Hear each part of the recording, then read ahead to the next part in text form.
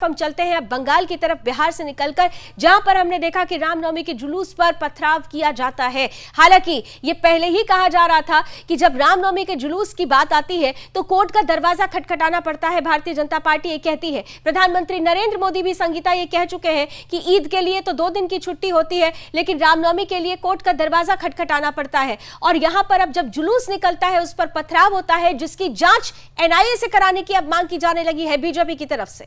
संगीता जी हाँ, मैं आपको बता दूं कि इसके पहले हमने देखा था कि किस तरह से रामनवमी के जुलूस को लेकर, शोभा यात्रा को लेकर मना किया जा रहा था प्रशासन की तरफ से, उन्हें रूट बदलने के लिए कहा जा रहा था। जिसके बाद फिर जाकर जो भी राम भक्त थे या फिर जो भी हिंदू संगठन के लोग थे, उन्होंने हाईकोर्ट की तरफ मूव किया।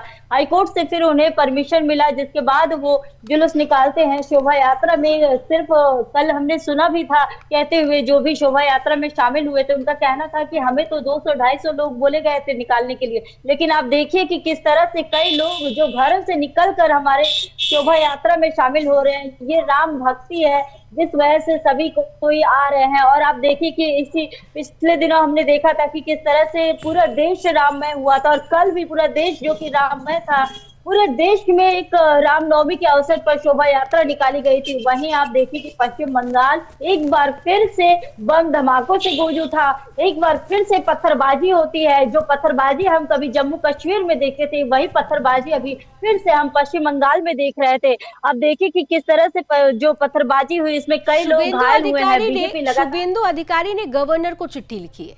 संगीता जी हाँ, शुभेंदु अधिकारी ने गवर्नर को चिट्ठी लिखकर एनआईए से जांच की मांग तो की हुई है। और साथ ही शुभेंदु अधिकारी का यह भी कहना है कि टीएमसी के कई नेता भी इसमें शामिल है। सिर्फ शुभेंदु अधिकारी नहीं, आप देखिए कि शमीक भट्टाचार्य जो राज्यसभा सांसद अभी बने हैं, उन्होंने भी टीएमसी पर आरोप लगाया है। सुकांत मजूमदार वो भी साफ साफ कह रहे हैं कि टीएमसी के नेता अपने अपने कार्यालय से इस तरह की घटनाओं को अंजाम दे रहे हैं। उन्हें भारतीय जनता पार्टी टीएमसी पर आरोप लगा रही है, गवर्नर को चिट्ठी लिखी गई, एनआईए जांच की मांग हो रही है। इससे पहले जिस तरीके की परिस्थिति बनी थी उसी समय से ये कहा जा रहा था कि क्या इस बार रामनवमी का जुलूस शांति से निकल पाएगा या नहीं। देखिए तस्वीरें आपके सामने हैं।